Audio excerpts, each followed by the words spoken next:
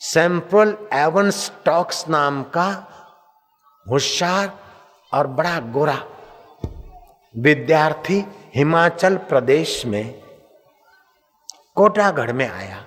गरीब गुरबों को थोड़ा कुछ प्रलोभन देकर, विद्यार्थियों को कुछ मीठी बातें बताकर उनको कृष्ण राम के प्रति नफरत पैदा करके उनके गले में क्रॉसटिंग आने में सफल हो गया। आखिर एक संत मद्रास से आए थे हिमाचल प्रदेश में अवकाश के दिनों में, जरा ठंडे में। उसने सैमुअल एवन स्टॉक्स ने उस संत को भी अपने कल्चर में घसीटने की कोशिश की। संत ने कहा तू बेवकूफ़ी मत कर, हरिओम उच्चारण करने से कितना लाभ होता है, राम नाम जपने से आंतों का जहर बाहर आ जाता है, हरिनाम उच्चारण करने से यकृत को, गुर्दे को, गर्भाशय को और हरि में ओम मिला के जप करो तो 5 ज्ञान इंद्रियों को कितना लाभ होता है। इस प्रकार भारत का मंत्र विज्ञान, भारत की गीता, रामायण आदि ग्रंथों की महिमा और अनुभूति की बात जब सैमुअल एवन स्टॉक्स ने सुनी तो वो दंग रह गया।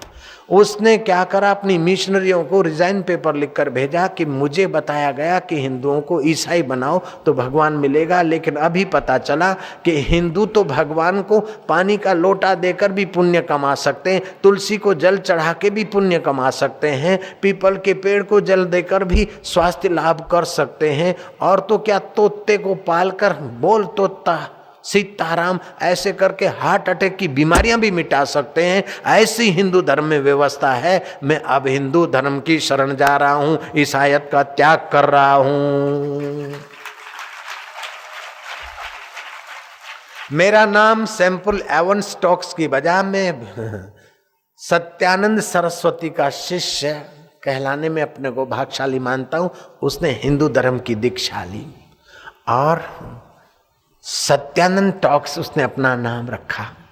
हिमाचल प्रदेश में जो गरीब गुरबों को बहकाकर क्रॉस लटकाया था वो हटाकर कृष्ण और राम का गीत गवाया, और अभी भी हिमाचल प्रदेश में उस सैमुअल एवन स्टॉक्स में से बने हुए सत्यानंद टॉक्स ने श्रीमद् भगवत गीता का प्रसाद पाया और भगवान कृष्ण का गीता मंदिर बनाया और लोगों को कीर्तन करा के उनके प्राणों को, उनके मन को, उनके रक्त को शुद्ध करने का पुण्य कमाया। जय राम जी बोलना पड़ेगा। अब मैं आपको हरि नाम कीर्तन कराऊंगा जिससे रक्त के कण शुद्ध होते हैं। नानक जी ने क्या कहा पता है? भय नाशन दुर्मति हरण, भय नाशन दुर कली में हरि को नाम, निश दिन नानक जो जपे, निश दिन नानक सफल होवई सब काम। रैहाना तैयब से मदन मोहन मालवीय और पत्रकार संघ का वरिष्ठ एडिटर गया। रैहाना तैयब कृष्ण की सेवा में मशगूल थी। 1-8 घंटे के बाद रैहाना तैयब पूजा के रूम से बाहर आई, चरणामृत दिया अतिथियों को और जय श्री कृष्ण कहा। मालवीय ने पूछा कि तू मुसलमान कन्या होकर कृष्ण की भक्त बनी, हिंदू धर्म में आ गई, तेरे को कैसे रंग लग गया? रैहाना तैयब ने कहा कि अब्बास तैयब मेरे अब्बा जान गांधी जी के प्रवचन में मुझे ले गए थे। मेरे पिताजी अब्बास तैयब स्वतंत्र सेना संग्रामी में के थे। गांधी जी ने कहा कि दूध पिलाने वाली माँ तो मुझे छोड़कर चली गई, लेकिन विघ्न बाधा और मुसीबतों में भी ज्ञान का अमृत, उद्यम, साहस, धैर्य, शक्ति का रसपान कराने वाली भगवत गीता मेरे साथ है। मैं अंग्रेजों से जूझूंगा और सफल होऊंगा क्योंकि गीता का ग्रंथ मेरे साथ है। गांधी जी ने जब गीता के ग्रंथ की महिमा की, रैहाना तैयब कहती मैंने गीता का ग्रंथ मंगाया, मैं रोज गीता का पाठ करने लग गई, शंकाओं का समाधान मिलने लगा। कभी कभी मेरी शंकाएं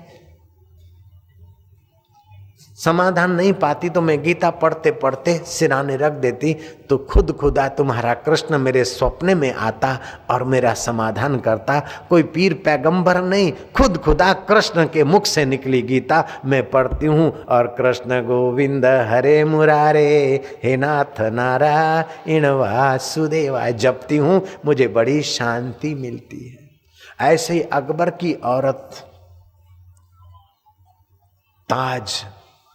उसने विट्ठल दास संत से दीक्षा ली और ताज ने ऐसी कृष्ण की भक्ति की कि ताज के उस भोग के महल में योग का मंदिर बनाकर कृष्ण की मस्ती में झूमने लगी, जैसे मीरा झूमती थी। और अकबर को भी कृष्ण की भक्ति का थोड़ा सा रंग लगा और बाल मुकुंद ब्रह्मचारी का उन्होंने आदर किया, सूरदास का आदर किया, तुलसीदास जी महाराज के प्रति भी बहुत लोगों को आस्था पैदा। औरंगजेब ने पहले तो तुलसीदास को सताया, लेकिन बाद में तुलसीदास के चरण छूकर अपना भाग्य बनाया।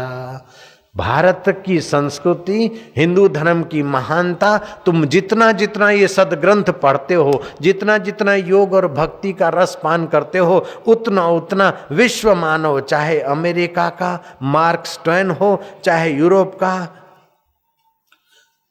प्रसिद्ध तत्वचिंतक H.M. मूलन हो, चाहे महात्मा थोरे हो, चाहे ख्वाजा दिल मोहम्मद हो, जिन्होंने भी गीता पढ़ी है और भारतीय संस्कृति का अध्ययन किया है, उन्होंने हृदयपूर्वक इस भारतीय संस्कृति का गुणगान किया है।